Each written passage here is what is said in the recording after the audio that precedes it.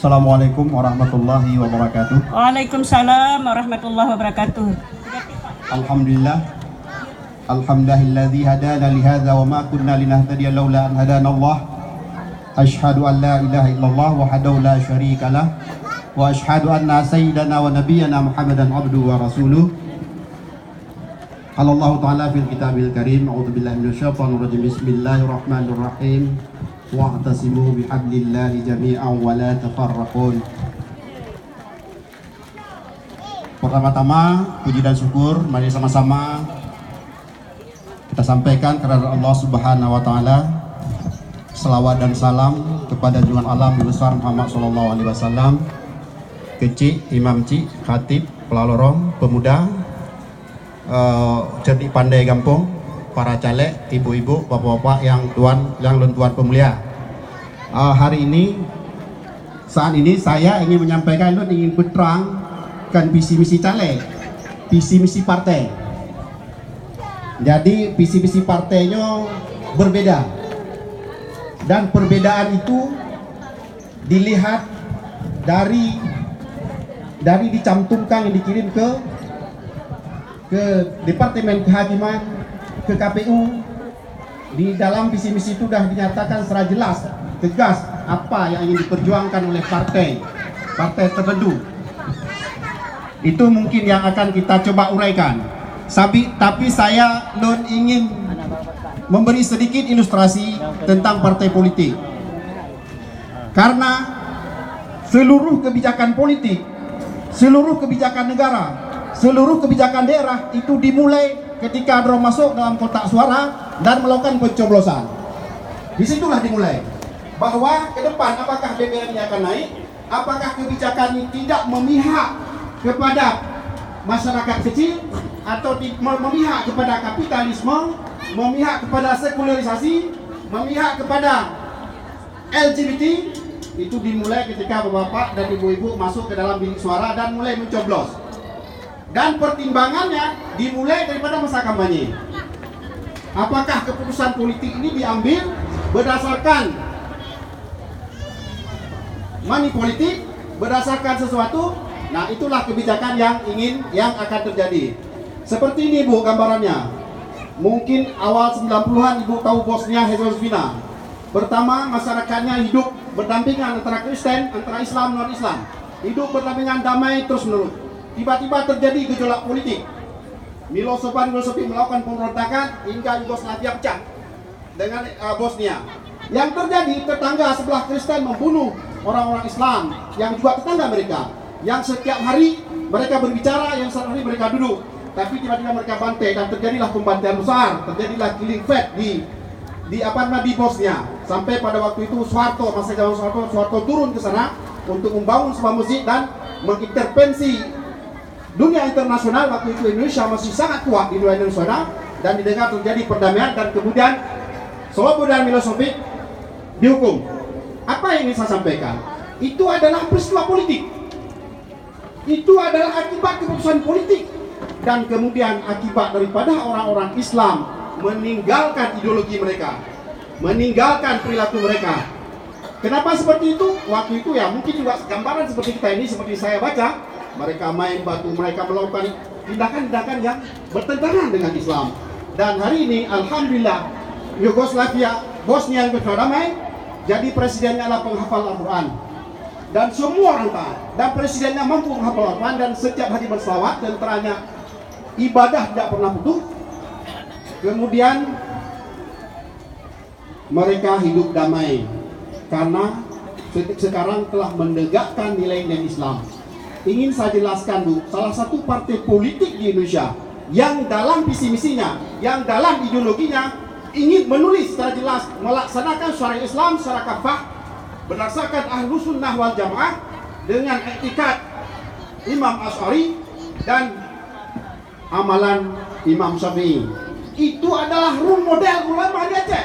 Itu role model Islam yang telah mengantarkan Aceh ini kepada kebilangan, kepada kejayaan dulu. Karena mereka melaksanakan Islam yang ingin dilaksanakan oleh partai daerah Aceh. Karena partai daerah Aceh ini lahir daripada ulama. Saya kira itu sebagai pesan, dan saya secara pribadi menjadi sangat marah mungkin. Juga saya nggak tahu bilang apa kemarah ketika terjadi pembunuhan, genosid di Rohingya.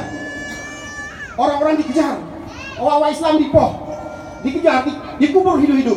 Perempuan-perempuan diperkosa oleh tentara Myanmar. Tapi kita Indonesia sebagai negara Islam mayoritas, nggak ada pernyataan politik selain meminta supaya ini damai, supaya menghentikan kekerasan. Tapi Presiden dari Turki, Erdogan langsung turun ke perbatasan di Bangladesh untuk melihat, karena Islam adalah bersaudara. Tapi Presiden Ramza dari Bosnia turun. Presiden kita mengirim Menteri Luar Negeri untuk cipika-cipiki dengan Aung San Suu Kyi. Nah, ini ingin saya gambarkan bagaimana suasana politik hari ini di nasional kita. Kemudian yang ketiga, saya sangat yakin dari sejarah bahwa Islam itu muncul di Perlak di Aceh, dan kemudian ulama-ulama Aceh membawa ke berbagai daerah di Nusantara, termasuk ke Jawa dan ke berbagai tempat. Dan saya yakin sekali orang-orang Islam yang punya kemampuan, baik secara ilmu pengetahuan, aneh dia, atau kekayaan, dia ingin mensiarkan Islam. Apalagi dia punya partai politik, punya kekayaan, dan segala macam, pasti dia akan kembangkan syariat Islam sebagai identitas dan entitas masyarakat Aceh. Tapi lalu kemudian di koran ditulis perda syariah tidak dibutuhkan. Itu orang Aceh dan dia punya partai politik. Apa kita bisa mendukung seperti itu, Pak? Bapak setuju seperti itu? Setuju, Pak? Setuju, tidak setuju kita. Karena saya yakin sekali orang Aceh pasti punya giroh, punya semangat untuk mensiarkan agama Islam sesuai dengan kemampuan dia. Karena rata-rata orang Aceh yang keluar itu biasanya dikasih jadi imam di Gudang Umum. Saya kira seperti itulah gambaran partai politik, Bu. Kemudian mungkin yang terakhir, saya sudah jelaskan tadi bahwa salah satu partai politik yang secara jelas ingin melaksanakan syariat Islam secara kafah adalah PDA. Lalu kemudian sekarang saat ini sedang terjadi demo dan masyarakat ada mahasiswa dalam Baluka. Itu demo itu terjadi karena pembukaan izin tambang. Padahal dalam MUI Helsinki dan UPA sudah disebutkan di luar 4 sektor itu semua kewenangan Aceh. Tapi ini tidak diintervensi di Jakarta untuk dibuka izin tambang 10.000 hektar di lahan hutan lindung Nagan Raya dan Aceh Tengah. Dan sekarang masih masa penuntut dan juga lama, dan saya beberapa kali ikut mendengar pembahasan tentang lahan itu. Dan itu siapa punya? Itu nggak ketua partai. 60% saham dia. Ada seorang partai yang dari Aceh. Dan mereka mengeksploitasi. Itulah yang disebut dengan kapitalisme. Mereka kapitalisme ingin mengakumulasi dan mengeksploitasi masyarakat. Dan itu adalah jiwa-jiwa dari penjajahan. Maka hari ini saya minta bapak-bapak dan ibu-ibu untuk memulai kehidupan baru ini dengan keputusan insya Allah tepat, dengan memilih partai lokal. Saya tidak hanya menunjukkan hanya partai daerah Aceh, partai lokal. Nah, kebetulan kami ada di sini, dan hanya partai lokal lah yang akan bisa mempertahankan cara Islam ini.